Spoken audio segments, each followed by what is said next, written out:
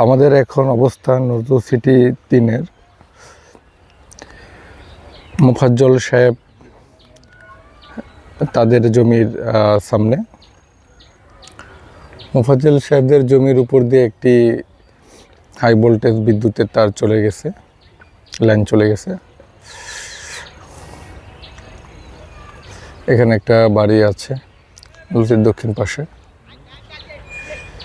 আর যে বাউন্ডারিগুলো, এগুলো নিয়ে আমাদের ব্যাপক পরিকল্পনা চলতেছে মাসকান্দা সংলগ্ন।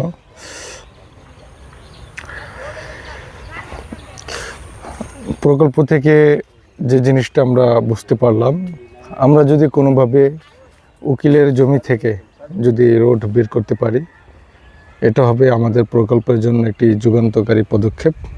এর কোনো বিকল্প নাই। এই জমিটাও মোফাজ্জল সাহেবদের জমি।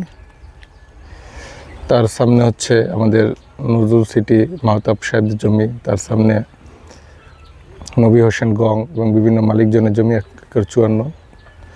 তার সামনে মিজান আবেশ আমাদের জমি।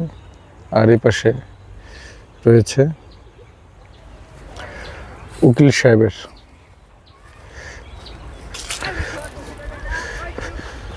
প্রায় 50 একর জমি প্লাস এখানে রয়েছে। কোনো দিক দিয়ে কোনো রাস্তাঘাট নাই।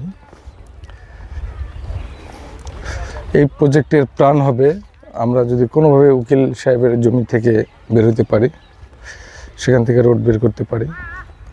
আলহামদুলিল্লাহ, এটা প্রজেক্টের জন্য সবচেয়ে বেটার একটা অপশন তৈরি হবে।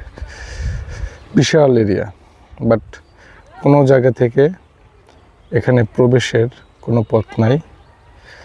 একটাই মাত্র পথ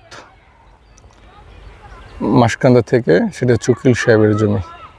এবং চমৎকার, এই মুহূর্তে উকিল সাহেবের জমি থেকে আমাদের প্রকল্পে প্রবেশ করলে প্রকল্পে জমির ভ্যালু হয়ে যাবে 15 থেকে 20 লক্ষ টাকা শতাংশ।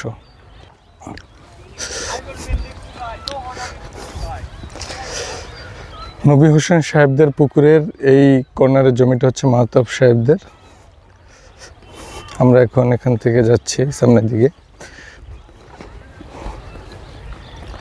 আমরা আছি ঠিক এখন উকিল সাহেবের জমির পিছনে এবং মিজান আবেশ ওনাদের জমির পাশে। এই জমিগুলো কার ভাই? এই যেগুলো, এগুলো বিভিন্ন মালিকজনের মিলে না? কালাম নাইবের 1 একর আছে নাকি?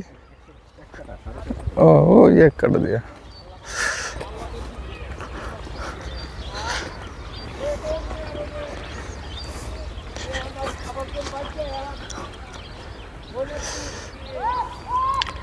এই জমিটাই হলো মিজান সাহেবদের, আবেশ সাহেবদের যৌথ।